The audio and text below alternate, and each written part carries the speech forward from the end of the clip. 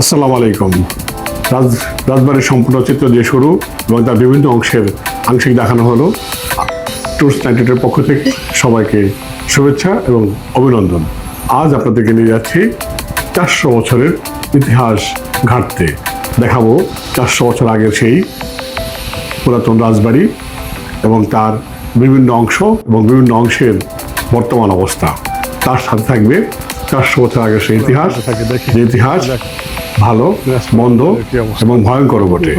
তো চলুন বন্ধুরা, আজ দেখতে থাকি আমাদের সেই দিনাজপুর রাজবাড়িরই সংক্ষিপ্ত কিছু চিত্র, যা দেখে আপনাদের মনে হবে যে সে সময়কার রাজা বা রাজবাড়ির লোকজন কিভাবে জীবনযাপন করতেন, তাদের থাকা, খাওয়া এবং বাসস্থান কেমন ছিল, তারা কিভাবে জীবনযাপন করতেন।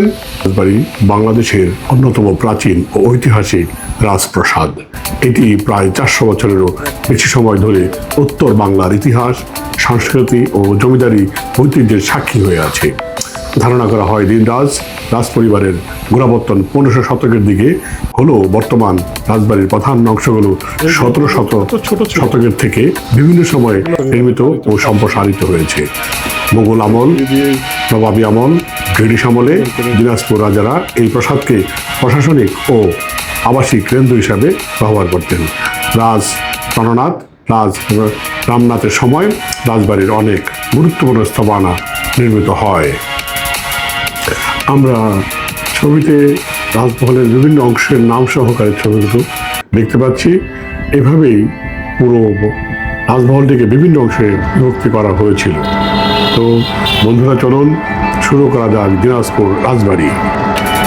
হ্যালো ভিউয়ার্স, যেহেতু দিনাজপুর সেহেতু লিচু গাছ তো থাকবেই। তা দেখে এগিয়ে যাচ্ছিলাম, যাওয়ার পথেই পড়লো একটা বিশাল মাঠ। ভাবলাম এটা কি, দেখতেই মনে হলো যে এটিই নাকি দিনাজপুর বড় ঈদগাহ মাঠ। তো দেখে খুবই অবাক হচ্ছিলাম, এত বড় মাঠ এর আগে আমি সরাসরি কখনো দেখিনি। এই প্রথম ঈদের নামাজ পড়ার জন্য এত বড় মাঠ দিনাজপুরে রয়ে গেছে।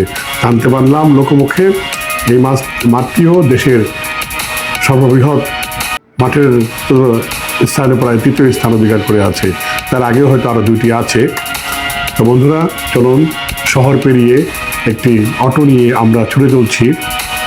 রেল লাইন পার হয়ে ক্রস হয়ে যাবো আজ দিনাজপুর রাজবাড়ি।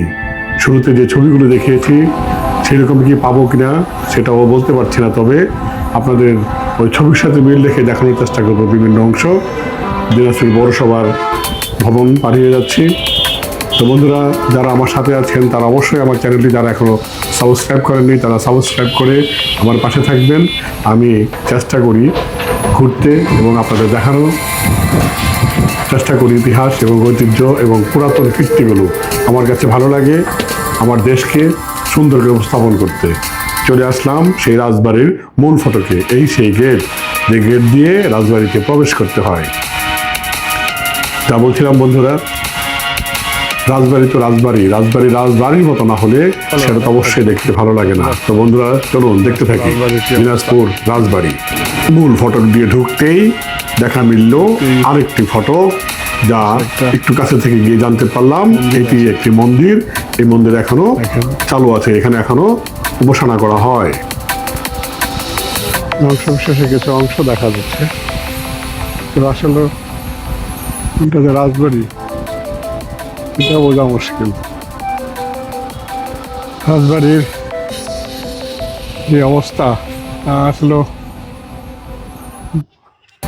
বলে প্রকাশ করার কিছু নাই।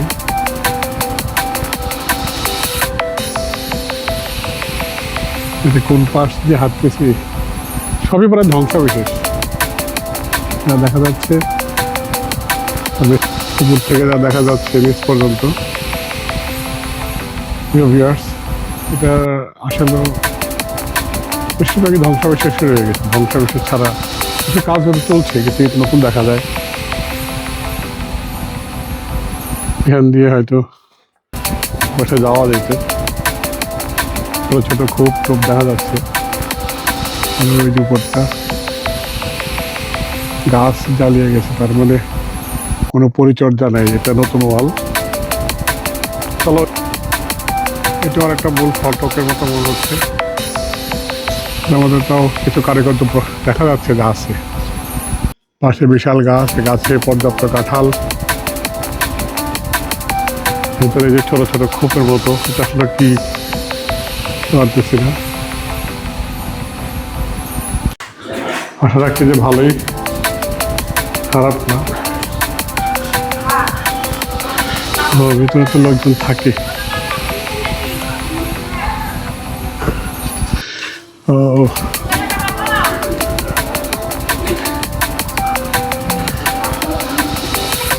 চারপাশে আছে কিছুটা রং টং করা হয়েছিল, পরবর্তীতে হয়তো করা হয়নি, এই আর কি।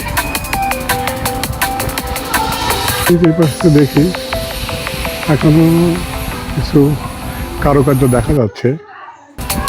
এই যে পাশে আছে, এই পাশে একটা আছে,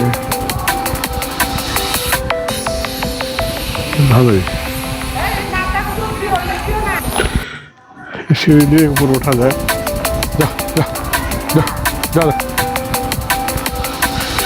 ভিতরে কিছু অংশ এখনো আছে।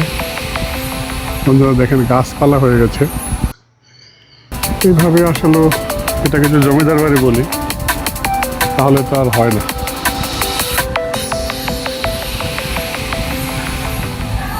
পাশে দেখেন এই একটা গেট, এটাতে ঢুকলে একটা রুম আছে, এখানে তার একটা গেট দেখা যাচ্ছে, কিন্তু আপাতত বন্ধ। চারপাশের পরিবেশটা এরকমই।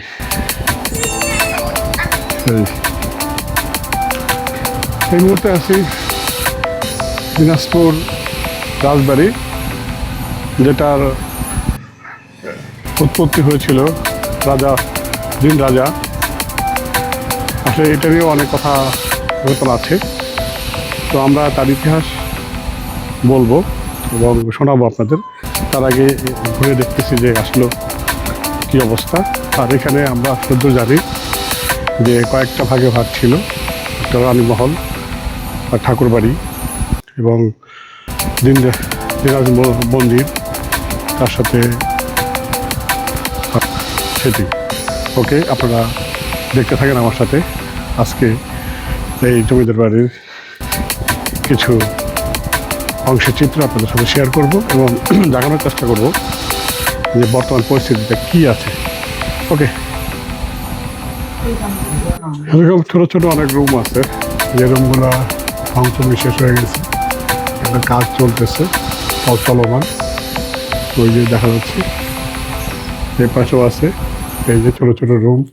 ওই যে উপরের অংশটা মানে পেছনের অংশ এরকম। এই যে ছোট্ট একটা গেট, এখান দিয়ে ঢোকানোর পরে এই দেখেন একটা কারাগারের মতো গেট।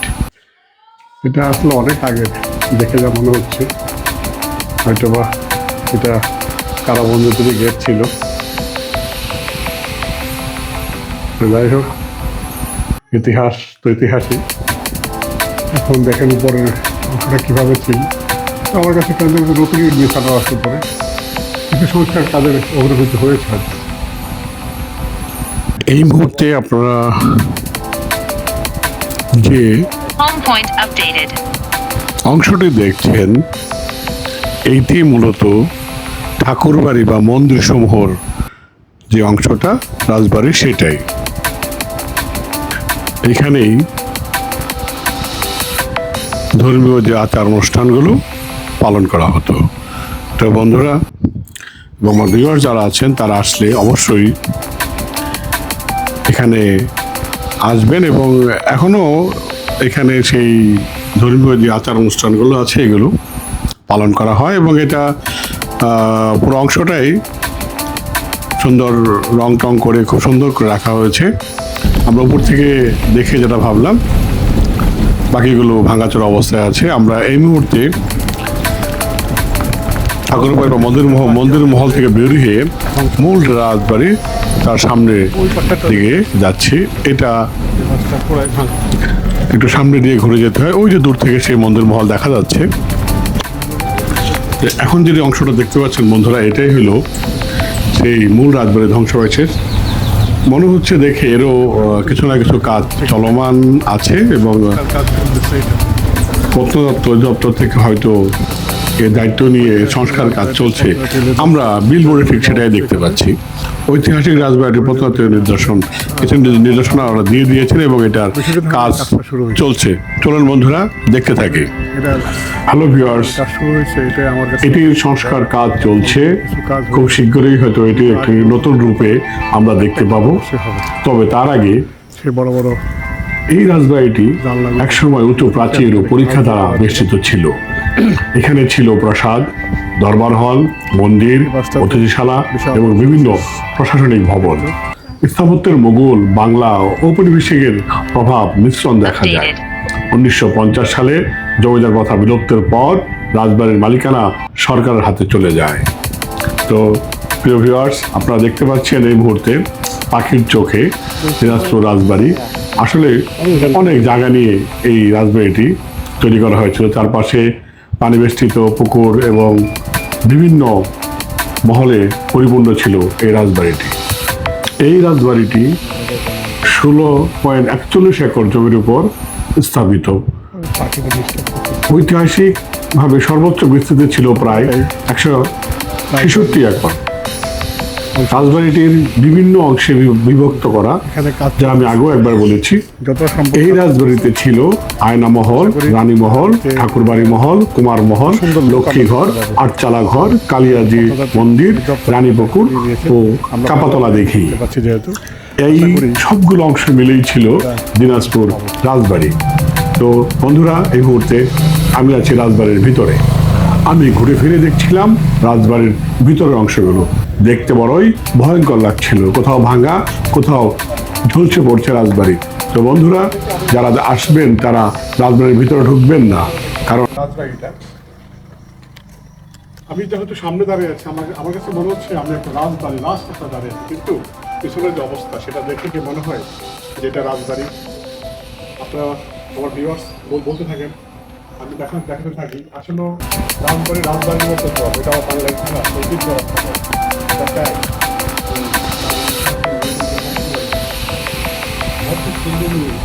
আমাদের ভবিষ্যৎ প্রজন্মের সামনে দাঁড়ায়।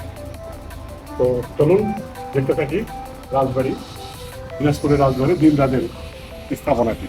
ওকে, রাজবাড়িটির এরকম কক্ষ দিয়ে ঢুকলে ভিতরটা এরকম শ্যাওলা পড়া, ওই যে উপরে দেখেন না কত জৌলুস নিয়ে তারা এখানে জীবনযাপন করতেন। সেই জৌলুস যদি আমরা দেখতে না পাই, তার এরকম ধ্বংসাবিশেষ অবস্থা হয়, তাহলে সেটা আমাদের জন্য খুব কি সুখকর হবে। আমি চাই আমার এই ভিডিও যারা দেখছেন তারা আসলে দেখবেন না, কমেন্টস করবেন যে আমি চাই আমার দেশের রাজবাড়িগুলো তারা যেমন জৌলুস নিয়ে থেকেছে সেটা সেইখানেই আসুক। এই যে একটা কক্ষে আসলাম, দেখেন কক্ষটার উপরে আকাশ দেখা যায়। অথচ একসময় এখানে হয়তো ঝাড়বাতি আলোকসজ্জা ছিল, এখানে হয়তো কোনো ব্যবস্থা ছিল। দেখুন এই যে এই সুরঙ্গের মতো রাস্তা, এখান দিয়ে হয়তো এরকম ঢুকে যাওয়া গেছে, গিয়ে বেরোনো গেছে। আমি যে যাচ্ছি, এই তো সেই রাজবাড়ির ভেতরের অংশটা। কি চমৎকার দেখেন, এত বড় বাড়ি, শুনশান নীরবতা। আমরা জানি ক্ষমতা চিরস্থায়ী নয়, কিন্তু তাই বলে কি ক্ষমতাবানদের স্থাপনাগুলো চিরস্থায়ী নয়? অবশ্যই নয়। এটাকে আমাদের রক্ষা করতে হবে এবং আমি যা দেখতে পাচ্ছি আপনাদের দেখাচ্ছি সেই রক্ষা। আমার ভিউয়ার যারা আছেন তারা দেখতে পাচ্ছেন দিনরাজের স্থাপিত সেই দিনাজপুরের রাজবাড়িটি। এখানে রাজবাড়ি কয়েকটা অংশে বিভক্ত ছিল, আমি এর আগেও বলেছি। তো সেখানে রানীমহল ছিল, ঠাকুরঘর ছিল, রাজমহল ছিল, আপনার কী বলে প্রার্থনার ঘর ছিল, বেশ অনেক কিছু ছিল। তো ওকে, এখানে একটা কুয়ার মতো আছে, কিন্তু সেটা আপাতত স্ল্যাব দিয়ে বন্দি, অনেক বড় করে একটা কুয়া। আসলে এটা কি আছে সেটা বোঝা যাচ্ছে না।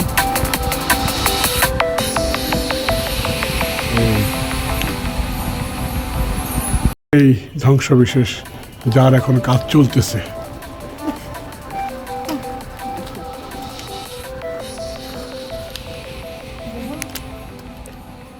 ওই যে বললাম কাজ চলতেছে, দেখেন কি সুন্দর কারুকাজ করা এখানে। ও অপরূপ সুন্দর, যেগুলো আমাদের রক্ষা করতে হবে। পর্যটক যারা আসবেন তারা এগুলো রক্ষা করবেন, ভাঙবেন না, ধরবেন না, ছুবেন না। দেখেন ওই সিঁড়িটি দেখেন, এরকম গুহার মতো ভিতরে সিঁড়ি করেছিল তারা, উপরে আছে।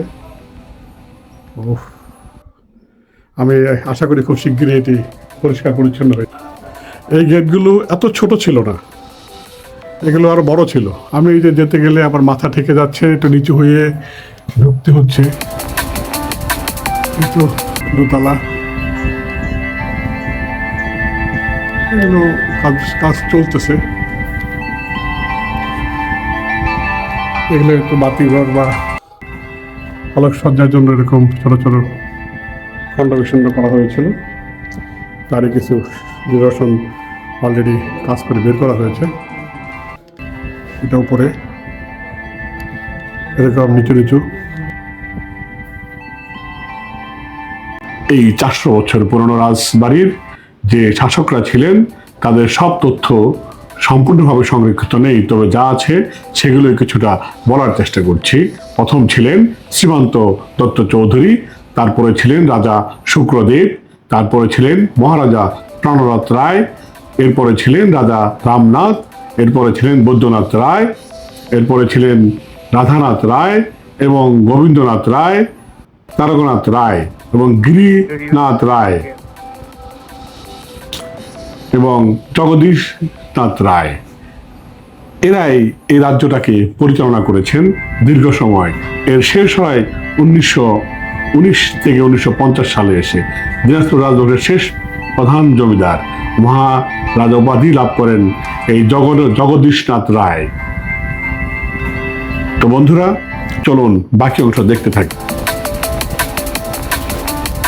এগুলো হয়তো দিয়ে আছে, ওই দেখেন পুরোটাই বিস্তৃত। প্রিয় ভিউয়ার্স, আপনারা দেখতে পাচ্ছেন দিনাজপুর রাজবাড়ির পাখির চোখে। তবে এই রাজবাড়ির শাসকদের শেষ সময় হয়ে উঠেছিল 1950 সালের জমিদারি উচ্ছেদ আইনের প্রণয়নের মাধ্যমে এই দিনাজপুর জমিদারির অবসান ঘটে। তো বন্ধুরা, চলুন। রাজবাড়ির ঘরগুলো আসলে সুন্দর।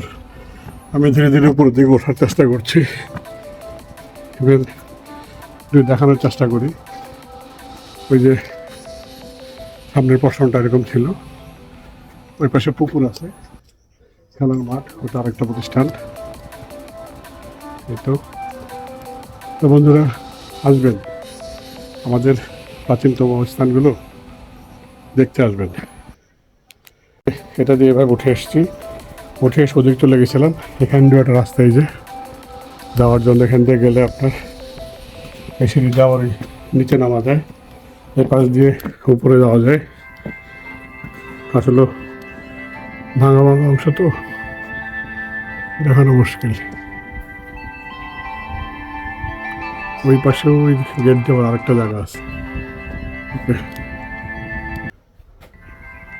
ভেঙে যেতে পারে যে কোনো সময়। ভিতর দিয়ে নেমে যাওয়া যায়।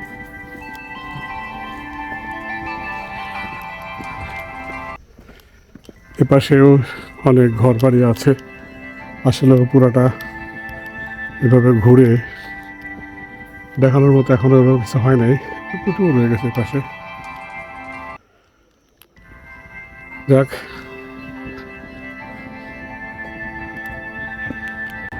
ভিউয়ার্সরা দেখছিলেন দিনাজপুর জমিদার বাড়ি। এবারের বর্তমান অবস্থার কথা এখন বলি। 1951 সালে জমিদারি প্রথা বিলুপ্ত হওয়ার পর রাজবাড়ির জৌলুস ধীরে ধীরে ম্লান হয়ে যায়। দেশভাগের পর রাজ পরিবারের সদস্যরা ভারত চলে যান এবং প্রাসাদটি পরিত্যক্ত অবস্থায় পড়ে থাকে। বর্তমানে রাজবাড়ির অধিকাংশ